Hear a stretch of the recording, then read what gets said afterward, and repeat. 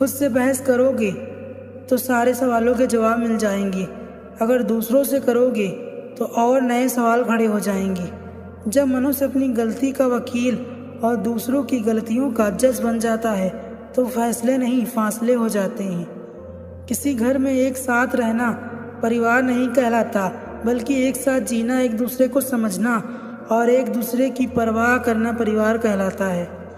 अज्ञानी होना कोई शर्म की बात नहीं, किंतु सीखने की इच्छा ना रखना अवश्य ही शर्म की बात है। बुरा वक्त आपको जिंदगी के उन सभी सच सामना करवाता है जिनका आपने अपने अच्छे वक्त में कभी ख्याल भी नहीं किया होता है। बड़ी अजीब होती है जिंदगी। जब हमें लगने लगता है कि मंजिल को पा लिया है तो अचानक रास्ते ही बदल जाते हैं और हमें एहसास होता है जिसे हमने अपनी मंजिल समझ लिया था वो मंजिल नहीं, एक पड़ाव भर था। लड़कियों को ब्यूटीफुल सुनना ज़्यादा अच्छा लगता है किसी अन्य शब्दों के मुकाबले में। कोई खुशियों की चाह में रोया, कोई दुखों की पनाह में रोया। अजीब सिलसिला है जिंदगी का। कोई भरोसे के लिए रोया, कोई भरोसा करके रोया। घर बदल जाए या समय बदल जाए कोई गम नहीं, लेकिन सबसे ज़्यादा दुख तब होता है जब कोई अपना बदल जाता है। लोग कहते हैं समझदार होना अच्छी बात है, लेकिन सच तो ये है कि समझदार होने के लिए बहुत महंगी कीमत चुकानी पड़ती है। बहुत सी चीज़ें अपने अंदर ही दबानी पड़ती है। हमें मिलने वाले प्यार में कमी आ जाती है। हमारे अपने हमारी इतनी चिंता नहीं करते क्योंकि हम समझदार हैं। देखने का नज़रिया सही होना चाहिए, ठीक वैसे ही जैसे स्कूल की पहली घंटी से नफरत होती है, पर वही घंटी जब दिन की आखिरी हो तो सबसे प्यारी लगती है।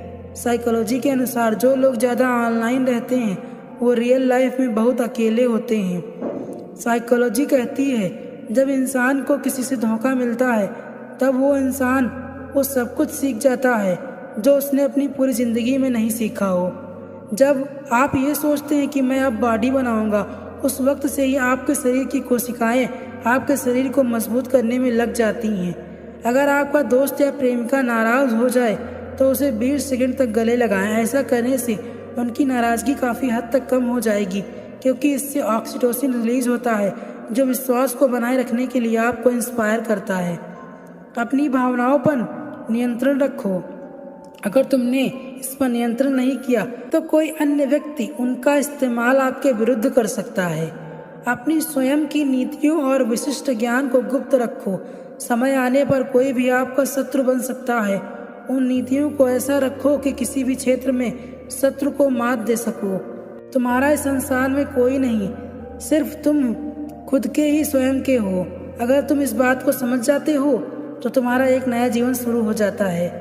गुस्से को नियंत्रण में मत रखो, बल्कि गुस्से की शक्ति को रूपांतरित करो, अद्भुत कार्य होगा। साइकोलॉजी के अनुसार जो व्यक्ति मीठी चीज़ों का सेवन ज़्यादा करता है वो 2 तरह से निगेटिव ऊर्जा वाला होता है। पहला शारीरिक तौर पर और दूसरा दिमागी तौर पर। जो व्यक्ति डांस करता है, चाहे अकेले हो या फिर पब्लिक के सामने, वो आम इंसान से ज़्यादा पॉजिटिव होता है।